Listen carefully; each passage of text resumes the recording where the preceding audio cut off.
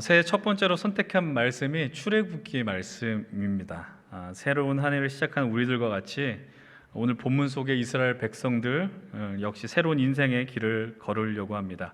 이 길목에 들어서기까지 그들이 얼마나 치열한 사랑 속에 있었는가, 우리는 그 앞에 우리가 말하는 10가지의 재앙을 그들이 경험하고 이제 드디어 출애굽이라는 영광스러운 여정에 발을 딛게 됨을 보게 됩니다.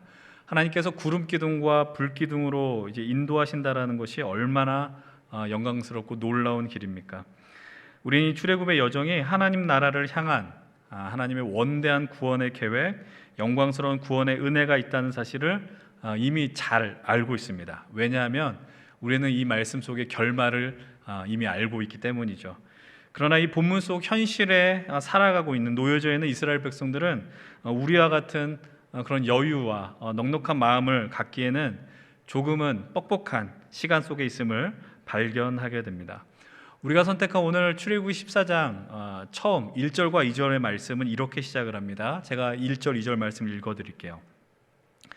여호와께서 모세에게 말씀하여 이르시되 이스라엘 자손에게 명령하여 돌이켜 바다와 믹돌 사이에 비하이롯 앞 곧 바알스본 맞은편 바닷가에 장막을 치게 하라.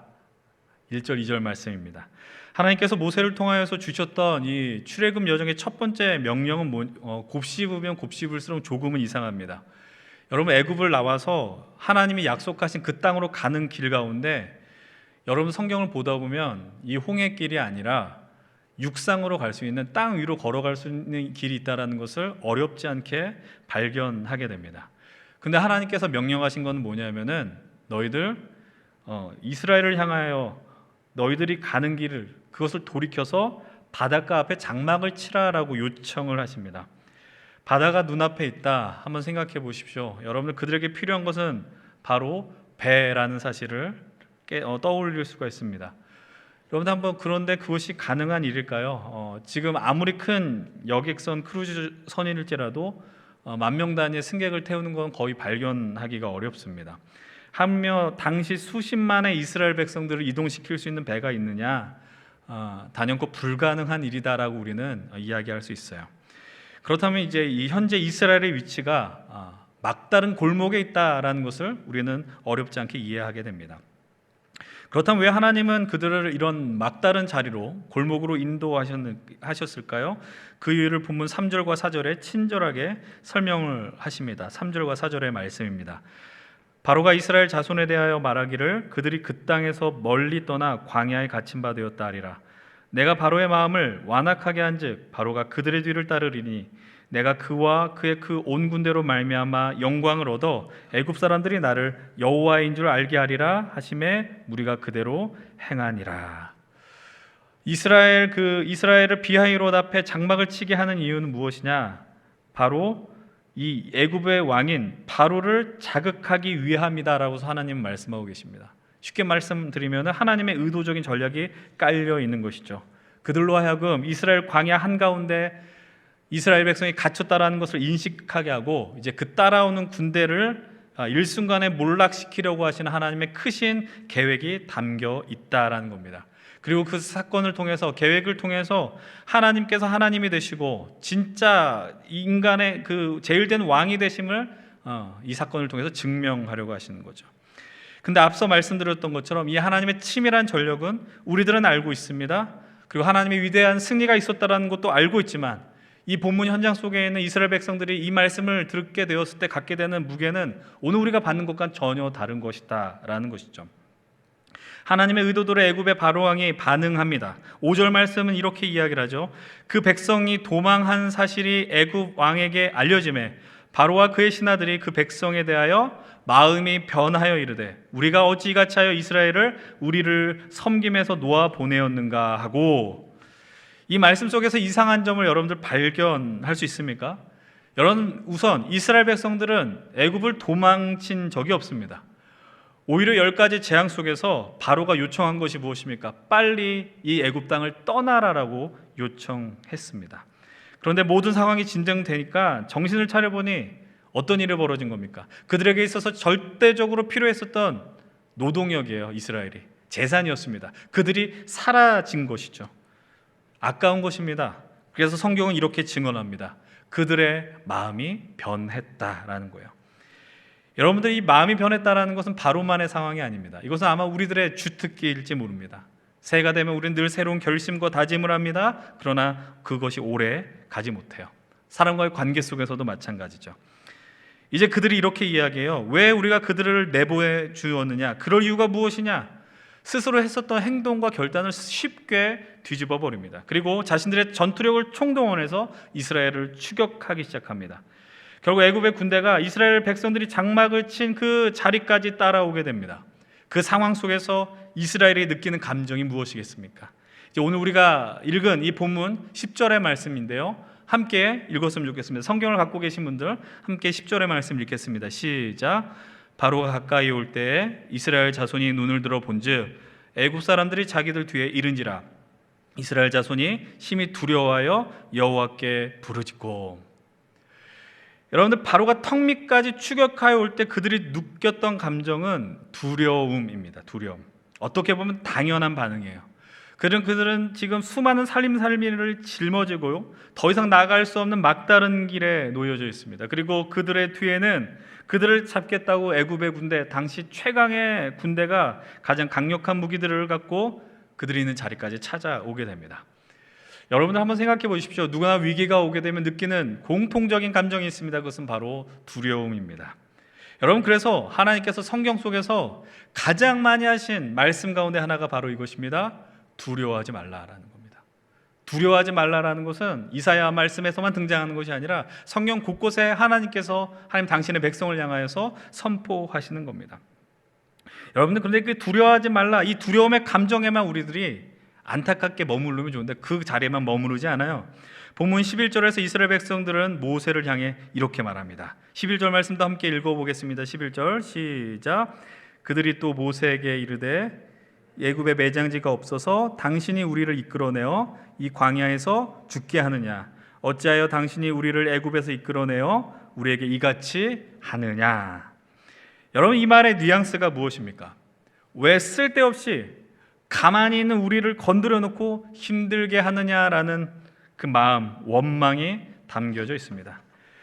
두려움의 감정을 지나서 원망의 자리까지 이르게 되는 것이죠. 여러분, 이것은 우리도 마찬가지입니다. 우리도 두려움의 현실에 처하게 되면 이 현실의 도피처를 찾게 됩니다. 그런데 그 현실의 가장 쉬운 도피처가 뭐냐면 사람이에요. 사람을 찾아서 처음엔 도피하지 않아요. 그냥 그 사람을 향해 내 현실을 토로하고 내 마음을 나누게 되다가 어느 순간에 그것이 심해지면 어떤 특정한 대상에게 내 현실에 놓여진 그 책임을 돌리게 됩니다. 말이 좋아 책임이지 원망을 하게 되는 거예요. 원망의 대상을 찾는 겁니다. 두려움과 원망의 흐름 속에서 결국 어떤 마음이 일어나느냐? 두려움과 원망이 심해지면 우리가 저지른 실수가 있습니다. 그 앞에 주어진 현실을 오판하게 돼요. 제대로 된 선택을 할 수 없게 된다는 거예요. 12절 하반절이 뭐라고 이야기합니까? 모세를 향해서 사람이 이렇게 이야기해요. 우리가 애굽 사람을 섬기는 것이 광야에서 죽는 것보다 낫다라고 이야기합니다. 이것이 진실된 이야기일까요? 아니, 그들의 다급함의 표현 아니겠습니까? 여러분들, 엄밀하게 말하면 이들이 이야기하는 건 진실이지만 진실이 아니에요. 여러분, 그들은 노예 생활하면서 바로에게 은혜를 입지 않았습니다. 노예 생활은 지옥과 같은 생활이었습니다. 그곳에서 할 수 있는 일은 그저 하나였어요. 하나님을 향하여 부르짖는 것밖에 없었어요. 그리고 성경을 보면 뭐라고 표현하냐면은 이름을 알지 못한 신에게 부르짖었다라고 이야기합니다. 고통을 당하면 사람은 절대자를 찾게 되는 것이죠. 알지 못한 신까지 찾게 되는 겁니다. 근데 그들에게 임한 두려움이 그들에게 처한 현실, 진실을 모두 덮어버리게 됩니다. 그때 지도자 모세가 방향을 잃어버린 이스라엘을 향하여 외칩니다. 그것이 오늘 본문 13절과 14절 말씀입니다. 함께 13, 14절 말씀 읽겠습니다. 시작. 모세가 백성에게 이르되 너희는 두려워하지 말고 가만히 서서 여호와께서 오늘 너희를 위하여 행하시는 구원을 보라. 너희가 오늘 본 애굽 사람을 영원히 다시 보지 아니하리라. 여호와께서 너희를 위하여 싸우시리니 너희는 가만히 있을지니라. 두려워하는 백성들을 향해서 담대하게 모세가 외칩니다. 그들 향해서 요청하는 것이 무엇입니까? 첫 번째는 이것입니다. 가만히 있으라라는 거예요. 가만히 있으라라는 말의 의미는 아무 일도 하지 않고 수동적으로 있으라라는 요청이 아니에요. 그것은 바로 너희들의 원망과 불평과 두려움을 내려놓으라라는 겁니다. 이 부정적인 흐름을 과감하게 거절하라는 것이죠. 그런 가운데서 모세가 또 반복해서 이야기합니다. 너희를 위하여 행하시는, 일하시는 하나님의 구원, 너희를 위하여 싸우시는 하나님을 보라라고 요청합니다. 여러분들, 이 모세의 담대한 외침은 오늘을 살아가는 우리들에게도 여전히 유효한 외침이죠. 요즘 우리는 불안한 시대를 살아가고 있습니다. 그런 시대를 살아가는 우리를 향해서도 동일한 외침이기도 합니다. 오늘 너희를 위하여서 싸우시는 하나님을 보라. 두려워하지 말고 원망하지 말고 일하시는 하나님의 구원의 역사를 보라라고 요청하는 것입니다. 이것이 오늘 우리가 읽은 본문의 이야기입니다. 오늘 2022년 새해를 맞이하고 첫 번째 주일을 맞이했습니다. 그 앞에 하나님께 예배하는 우리를 향하여 허락하시는 이 말씀을 통해 우리가 무엇을 붙들어야 될지 몇 가지를 나누려고 합니다. 왜 하나님께서 이스라엘을 궁지로 몰아가셨을까요? 이미 말씀드렸습니다. 이건 하나님의 원대한 구원의 계획이라고 말씀드렸습니다. 여러분, 우리는 이것을 또 다른 표현을 이렇게 표현합니다. 바로 하나님의 영광 때문이라고 이해할 수 있습니다. 하나님의 영광 때문에 우리를 궁지로 몰아간다. 오늘 14장 4절 그 하반절 말씀을 제가 읽어드릴게요. 다시 한번 잘 유심히 들어보십시오. 내가 그와 그의 온 군대로 말미암아 영광을 얻어 애굽 사람이 나를 여호와인 줄 알게 하리라. 하나님께서 애굽의 군대를 이 바다 홍해 앞에 두고 추격하게 하신 이유는 너희들 이스라엘을 괴롭히기 위함이 아니라 무엇 때문이라고 이야기합니까? 그들이 하나님의 영광을 얻기 위함이다라고 이야기해요. 분명히 목적을 말씀하세요. 근데 여러분, 하나님의 영광, 이 하나님의 영광을 위하여 이 일을 이루신다는 것이 오늘 말씀과 어떻게 연결이 될까요? 여러분, 그것을 발견할 수 있는 오늘 본문에서의 이 모세의 외침이 무엇입니까? 여호와께서 오늘 너희를 위하여 행하시는 구원, 여호와께서 너희를 위하여 싸우시리니, 이 내용을 잘 살펴보셔야 됩니다. 여러분, 우리가 이 믿음의 길 가운데서 아주 중요한 전제들이 있어요. 하나님을 믿으면서 놓치지 말아야 되는 그 전제, 그것을 놓치면 신앙생활하면서 자꾸 엉뚱한 것들을 하게 되는데, 오늘 중요한 것들을 말씀을 드리겠습니다. 기억하십시오. 하나님께서는 하나님 당신의 영광을 절대로 포기하지 않는 분이라는 거예요. 하나님은 자기의 영광을 포기하지 않으세요. 여러분, 이사야 42장 8절의 말씀은 이렇게 이야기합니다. 나는 여호와이니 이는 내 이름이라. 나는 내 영광을 다른 자에게, 내 찬송을 우상에게 주지 아니하리라. 하나님께서 하나님 당신의 그 영광의 의지를 아주 분명하게 표현하십니다. 이어서 이사야 48장 9절로부터 11절도 한번 읽어보겠습니다. 이사야 48장 9절로부터 11절 시작. 내 이름을 위하여 내가 노하기를 더디할 것이며 내 영광을 위하여 내가 참고 너를 멸절하지 아니하리라. 보라, 내가 너를 연단하였으나 은처럼 하지 아니하고 너를 고난의 풀무불에서 택하였노라. 나는 나를 위하며 나를 위하여 이를 이룰 것이라. 어찌 내 이름을 욕되게 하리요 내 영광을 다른 자에게 주지 아니하리라. 여러분, 하나님 당신을 늘 배반하고 외면하는 이스라엘 향해서 주셨던 말씀이 이 말씀이에요. 반역한 너희들을 참고 멸절하지 않는 이유는 너희 때문이 아니라 바로 나 때문이야 라고 이야기하시는 거예요. 나의 영광을 위하여 참을 것이고 나는 나를 위하여 이를 이룰 것이야. 나를 위하여 이스라엘 다시 회복시킬 것이다 라고 말씀하시고, 나는 이 영광을 절대 다른 자에게 양보할 수 없다, 주지 않을 것이다 라고 선언하십니다. 이것이 바로 오늘 이 예배를 받으시는 하나님의 분명한 의지라는 사실이에요. 그렇다면 모세가 두려워하는 백성들을 향하여 던지는 담대한 외침, 너희를 위하여 싸우시는 하나님을 보라는 이 말씀의 의미는 무엇이냐? 하나님께서 하나님의 영광 그리고 우리를 위하여 싸우시는 것이 분리되는 일이 아니라는 겁니다.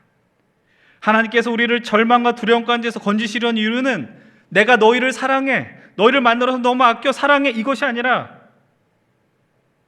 하나님의 영광을 위해서, 당신의 영광을 위하여서 일하신다라는 사실입니다. 스스로를 기독교 희락주의자, 쾌락주의자라고 정의하는 존 파이퍼 목사님께서 주장하는 것이 바로 이거예요.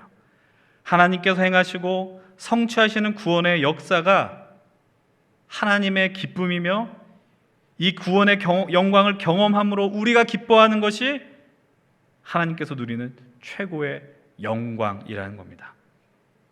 쉽게 말씀드리면 이겁니다. 하나님의 기쁨과 우리의 기쁨은 분리된 것이 아니라 연결되었다라는 거예요.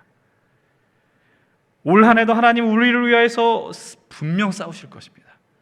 하나님께서 올 한 해도 지금까지 그러하셨던 것처럼 일하실 것입니다.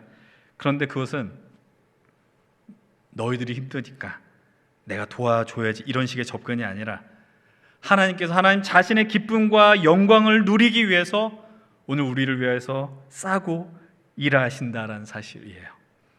이런 놀라운 사실을 우리가 기억하게 된다면 우리가 여전히 두려운 현실을 살아갈지라도 그 두려움에 함몰되지 않고 주님을 바라볼 수 있는 충분한 이유가 있다라는 것을 여러분들 인정하시고 그것을 경험하는 은혜가 있길 간절히 축원을 드립니다. 오늘 이 본문 속에서 또 두 번째로 말씀드리고 싶은 건 이것입니다.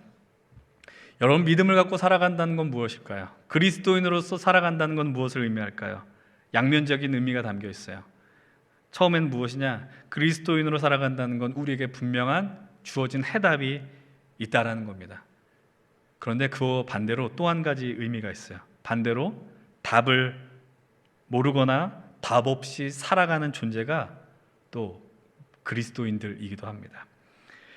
그 말의 의미인 즉슨 우리가 두렵고 떨릴 때 주님을 보아야 한다는 사실, 그것을 우리는 분명히 알고 있습니다. 그건 분명한 해답이죠. 예수께서 우리의 길이 되시고 진리가 되신다는 사실을. 그러나 그 중요한 답을 알고 있음에도 우리는 분명하게 말씀을 드리지만 그 답을 망각하면서 살아갈 것입니다. 그 이유는 명확합니다. 여전히 우리는 또 두려움을 느끼며 살아갈 수밖에 없습니다. 왜냐하면 우리는 우리 앞날을 알지 못하기 때문이죠. 그래서 전도서의 기자는 이렇게 이야기합니다. 3장 11절 함께 읽겠습니다. 시작. 하나님이 모든 것을 지으시되 때를 따라 아름답게 하셨고 또 사람들에게는 영혼을 사모하는 마음을 주셨느니라. 그러나 하나님이 하시는 일의 시종을 사람으로 측량할 수 없게 하셨도다. 여러분, 하나님이 지으신 세상 속에서 우리에게 주신 마음이 있어요. 누구에게나 주신 마음, 영혼을 사모하는 마음. 근데 그 영혼을 왜 사모하게 하셨느냐? 그 이유는 하나님의 역사를 우리 인간의 눈으로 다 측량할 수 없기 때문이라는 사실입니다. 여러분, 새해가 시작되면 간절히 기도한 제목들이 있지 않으십니까? 기도 제목이라고 할 수 없을지라도 그냥 적어도 우리의 가족들이 잘 되면 좋겠고 내가 사랑하는 사람들이 잘 됐으면 하는 그런 마음들이 왜 없겠습니까? 그리고 오늘 이 믿음의 길 속에서 하나님이 우리를 사랑하시고 이끌어 가신다는 사실을 여러분들 모르는 사람이 없어요. 다 알고 있습니다. 그런데 제가 여기서 여러분들을 향한 예언을 하나 하겠습니다. 그것은 무엇이냐? 여러분들의 인생 속에 올 한 해 분명 반드시 두려워할 일들이 생긴다라는 사실입니다. 이건 제가 능력이 있어서가 아니라 우리가 경험할 수밖에 없는 그 현실 속에 있는 거예요. 하나님이 나와 함께 하심을 안다 할지라도 우리는 오늘 이 예배가 끝난 다음에 이제 이 예배당을 떠나 연신교회당을 떠나 우리 현실 속에 돌아가 어떤 일이 벌어질지 우리는 단 한 사람도 알지 못합니다. 왜냐하면 우리는 한계투성의 인생이기 때문이죠. 그렇다면 여러분들 한 가지 질문 던지죠. 두려워하는 것이 여러분들 불신앙의 모습일까요? 믿음을 갖고 살아간다면 늘 담대하게 소리를 외치고 크게 담대하게 걸음을 내딛는 것이 믿음의 사람으로서의 모습이겠습니까? 그것이 정답일까요? 예전에는 제가 강단에서 설교할 때 큰 소리를 치면은 되게 믿음이 좋은 줄 알고 큰 소리 쳐서 설교를 하면은 듣는 청년들이, 성도님들이 용기가 생겨서 멋있게 살 줄을 알았습니다. 그것이 믿음의 선포라고 생각했고 그렇게 해야만이 그것이 믿음의 길을 가게 하는 안전한 길이라고 생각을 했습니다. 그리고 그렇게 살 수 있을 거라고 또 여겼습니다. 근데 그것은 저의 바람일 뿐 착각이었고 불가능한 일이라는 것을 깨닫는 것은 어려운 일이 아니었어요. 여러분, 믿음을 갖고 살아간다는 것은 늘 아무런 일도 벌어지지 않고 두려워하지도 않고 원망하지도 않으며 살아가는 것은 아니다라는 겁니다. 오늘 말씀의 제목을 제가 흔들리며 걷는 길이라고 정했습니다. 사실 이 제목은 이게 표절이에요. 청파교회 김기성 목사님께서 흔들리며 걷는 길이라는 책의 그 제목을 쓰셨어요. 그거는 이제 유럽에 있는 수도원을 탐방하면서 쓰셨던 책의 제목이었는데, 오늘 홍해를 앞둔, 홍해를 나아가야 되는 이스라엘 백성들의 모습이야말로, 그리고 새 첫 번째 예배를 드리는 우리의 모습이야말로 흔들리며 걸어가는 이들의 모습이 아닐까라는 생각을 하게 됩니다. 저는 이 출애굽기 14장의 말씀을 대할 때마다 생각나는 그 이야기가 있습니다. 제가 신대원을 다녔을 때 강의하셨던 목사님의 이야기인데요, 강의할 때 이런 이야기를 하셨어요. 홍해를 이스라엘 백성들이 건넜을 때 건너가면서 어떤 모습으로 건넜을까? 여러분 한번 상상해 보십시오. 어떤 모습으로 건너갔겠어요? 홍해를 건너갔을 때 우리는 그냥 홍해를 건너서 하나님이 승리했다, 노래 불렀다, 여기까지만 아는데 그 순간까지 상상을 안 합니다. 뭐 이런저런 얘기들이 나옵니다. 흔히 즐겁고 신나게 가지 않았을까, 막 눈앞에 놀라운 기적이 벌어지니까 기뻐하며 찬양하며 가지 않았을까, 이런 이야기들이 나왔습니다. 근데 그때 목사님이 이런 말씀을 하셨어요. 그렇게 당당하게 기쁨으로 걸어간 사람들도 있었겠지만 어떤 이들은 자신들이 뒤에 추격하는 애굽의 군대가 온다는 사실 때문에 두려운 마음으로 걱정, 근심을 가득 가진 채 한 발짝 한 발짝 내딛는 사람도 있었을 것이다. 그리고 너무 말이 안 되는 현실이 놓였으니 바닷물이 벽이 됐잖아요. 가다가 갑자기 무너져서 덮치면 어떨까 하는 그런 마음을 갖고도 건넌 사람이 있었을 것이다 라고 말씀하셨습니다. 저는 이 이야기가 십수년이 지나도 잊혀지지가 않더라고요. 사실 여러분들에게 이실직고할 게 있어요. 그게 뭐냐면, 사실 이 설교는 제가 만 2년 전에 2020년 섬겼던 교회 오늘처럼 첫 번째 주일에 나누었던 설교이기도 합니다. 그 2년이 지난 오늘 여러분들과 나누면 좋겠다라는 마음이 강하게 들어서 오늘 이 시간 나누게 되었는데, 그때 2020년 첫 번째 주일 당시 성도님들과 이 말씀을 나누고 이제 이후에 벌어질 일들에 대해서 저와 모든 사람들은 어떤 일이 벌어질지 국가적으로, 교회적으로, 또 개인적으로 알지 못했어요. 그 일이 어떤 일입니까? 당시 특별히 제가 섬겼던 교회는 교회 건물을 소유하지 않고 있고 고등학교 강당을 빌려 예배하고 있었던 교회예요. 그런데 그 누구도 경험하지 못했던 팬데믹이 왔어요. 코로나 바이러스로 인해서 이제 그해 2월부터 이제 그 교회 성도님들은 안타깝게도 오늘까지 그 강당에서 함께 예배하지 못하고 온라인으로 그 작은 세미나실 공간에서 예배하며 나아갔어요. 단순히 비단 그 교회만의 이야기가 아니에요. 누구도 생각하지 못했고 경험하지 못한 일을 경험했습니다. 아무렇지 않게 드렸던 예배가 이제는 아무렇지 않게 드리는 예배가 되지 못했어요. 온라인 예배가 되기도 했고요. 여러분들 그냥 뭐 때 되면 주일 1시가 되면 연신교회 와서 예배 드려야지. 근데 어느 순간 숫자가 제한이 되고 온라인 예배에 적응돼서 그냥 마음 편히 화면에 나오는 설교 들으면서 예배하게 되고, 우리가 누렸던 일상들도 마찬가지입니다. 함께 친구들과 식사했던 것, 또 함께 영화를 보는 일들, 이제는 조금은 낯선 일이 되고 두려운 일이 돼버렸습니다. 그 상황이 되었을 때 제가 어떤 생각을 했을까요? 말이 씨가 되었구나, 그런 설교를 괜히 했나 이랬을까요? 그런 것도 아니고, 또 반대로 나는 예언가적 기질이 있어서 참 좋은 설교자구나, 또 그것도 아니었습니다. 그 상황 속에서 그냥 떠오르는 거는 이거 하나예요. 우리가 얼마나 연약하냐라는 거예요. 얼마나 보잘것없고 그냥 한심한 존재인가, 그런 것을 느꼈을 따름입니다. 그런데 그 순간에 우리들이 떠올리고 기억해야 하는 것이 있어요. 직면해야 되는 것이 있어요. 그것이 무엇이냐면 오늘 이야기는 하나님이에요. 하나님, 당신 스스로의 영광을 위해서, 당신의 기쁨을 위해서 우리를 포기하지 않으세요. 진짜 잘 생각하셔야 돼요. 여러분, 우리들은 우리의 기쁨을 포기할 순간들이 있어요. 근데 하나님께서 하나님의 기쁨을 포기할 리가 없어요. 그래서 여러분들의 인생을 포기하지 않는다는 겁니다. 새해 첫째 주일을 맞이하면 나름의 큰 기대와 소망을 갖고 시작한 새해일지라도 분명한 것은 여전히 올 한 해 우리가 걸어가는 길은 두려운 길이며 흔들리며 걸어가는 길이 될 수 있다는 겁니다.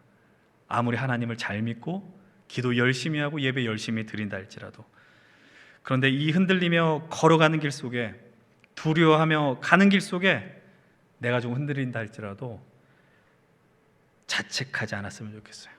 나의 연약함에 대해서 어리석게 생각하지 않기를 바랍니다. 특별히 청년의 때를 살아가는 여러분들에게 말씀드립니다. 모두 우리들은 귀한 믿음을 갖고 살아가지만 어쩔 수 없이 우리가 흔들릴 수밖에 없는 현실에 놓여질 수가 있습니다. 죄가 아니에요. 여러분들 어떤 어른 원로 가수가 이런 표현을 자주 쓴다 그러죠. 그럴 수도 있지, 그죠? 그럴 수 있어. 여러분 그럴 수 있습니다. 이때 여러분들 그럴 수 있어요. 연약하다고 부족해 보인다고 그런 것 때문에 위축될 이유가 하등없다라는 겁니다. 대신 기억할 것은 이것입니다. 우리가 어떤 모습으로 홍해를 건널지라도 그 길이 하나님이 허락하신 길이라면 그 길 속에 우리가 선한 목자 되신 하나님의 선하심과 인자심, 은혜를 반드시라고 표현하셨어요. 맛보게 될 것이기 때문입니다. 왜냐하면 하나님께서는 그분 자신의 영광을 위하여 우리로 하여금 흔들리며 걸어가는 길 속에서도 외면하지 않고 우리를 위하여 일하실 것이기 때문입니다. 여러분, 그래서 이 흔들리며 걸어가는 길 속에 하나님이 우리에게 주신 은혜와 선물이 있습니다. 그것은 바로 교회입니다. 그리고 여러분들에게 이 연신교회 힘센 청년 공동체입니다. 서로가 서로를 볼 때는 부족해 보일지 몰라요. 나의 리더가, 목자가, 엘더들이 연약해 보일지 몰라요. 그런데 그렇기 때문에 서로가 서로에게 필요한 거죠. 그래서 서로 건널 때 붙들어주고 일으켜 세울 수 있는 동역자들이 있는 겁니다. 사람 때문에 상처받는다고 하지만 결국 하나님은 사람을 통해서 역사하시기 때문에 이 교회를, 공동체를 결코 포기해서는 안 된다라는 겁니다. 제가 이제 이 연신교회 청년공동체와 함께하게 되면서 이 말씀을 나누고 갖는 소망이 있습니다. 이 말씀을 전하는 저조차도 연약해요. 부족해요. 저도 흔들리며 그 길을 걸어갈지 모릅니다. 그러나 이 믿음 안에서 우리 주님과 함께할 때, 이제 그것은 또 우리 연인교회 청년들과 함께할 때 여러분들도 마찬가지고 더 이상 이 길은 두려운 길이 아니라 기쁨과 감사의 길이 될 것을 확신합니다. 이제 이런저런 사연들과 상황들 때문에 이제 예배 자리에 잠시 떠났던 이들도 돌아올 수 있는 시간들이 되길 소망하고, 그래서 이 올 2022년이 우리가 하나님께 다시 한번 결단하고 회복하여 우리의 삶을 하나님께 온전히 또 헌신하고 하나님께 드리겠습니다 결단할 수 있는 귀한 한 해가 되기를 진심으로 축원을 드리겠습니다.